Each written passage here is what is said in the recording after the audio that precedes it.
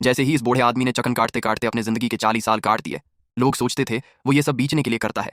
लेकिन असली बात और भी डरावनी थी। वो खुद कभी एक नवाला भी नहीं खाता था, और जैसे ही एक दिन उसके हाथ से चकन का सर गिरा, वो उसको उठाने के लिए नीचे झुका। उसको दिल का दौरा पड़ गया और इसी मरगे के सर ने उसकी जान ले ली। जब उसका कोई वारिस नहीं मिला तो सरकार ने उसका गोदाम नीलामी में चढ़ा दिया। नीलामी के दौरान एक छोटा लड़का बस हल्का सा शीटल उठाकर बोला, यहाँ कुछ तो दमदार है, और नीलामी 30 से सैदा 500 में पहुंच गए, जो उमरान की पूरी जमा पूंजी थी। लेकिन फिर जो हुआ, उसने उमरान के खूश उड़ा दिए।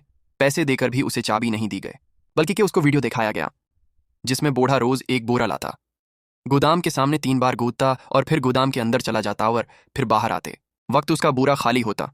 अब उमरान को पूरा यकीन हो गया कि गोदाम में कुछ खजाना है। वो भागता हुआ गोदाम में घुसा, लेकिन उसे मिला एक पुराना वेल। बस यही उठाकर वो घर ले गया। लेकिन अचानक से उसके भाई ने उसकी गाड़ी का शीशा तोड़ा और उसे घसीट लिया। अब उमरान के पास वो ही एक आखिरी उम्मीद थी।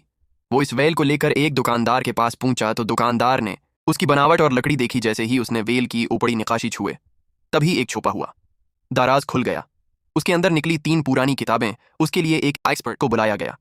उसने बताया, ये 19वीं सदी की अतार वीरूदी मेज है, और ये तीनों किताबें एक गुप्त खजाने की हो सकती है। एक और छूती मिल जाए तो 1 करोड़ की डील पक्की। अब अमरान और दुकानदार दोनों उसी गोदाम में चल दिए। रास्ते में दुकानदार ने बताया, वो बूढ़ा एक चालाक सैनिक था जो युद्ध जीतने के लिए शैतानी शक्तियों का इस्तेमाल करता था, और वो किताबें उसके लिए ही बनाई गई थी। गोदाम पहुंचते ही दोनों खूज में जोड़ गए। तभी इमरान को एक अखबार की एक कटिंग मिली जिसमें लिखा था, बूढ़े की बहन की गुमशुदगी। और फिर इमरान की नजर गई एक दीवार पर। उन्होंने उसे तोड़ा और अंदर एक गंदी बदबूदार सुरंग थी। अगर कोई ऐसी चीज दिखे जो इंसानी ना हो तो उसकी आंखों में मत देखना। लेकिन दाढ़ी वाला तो पूरी तरह से पैसे की हवस में अंधा हो चुका था। जैसे ही वो अंदर घुसे, उन्हें एक अजीब सी लाश दिखी जिसके सिर के अंदर कुछ हिलता डुलता था, और उसके पास ही चौथी किताब पड़ी थी।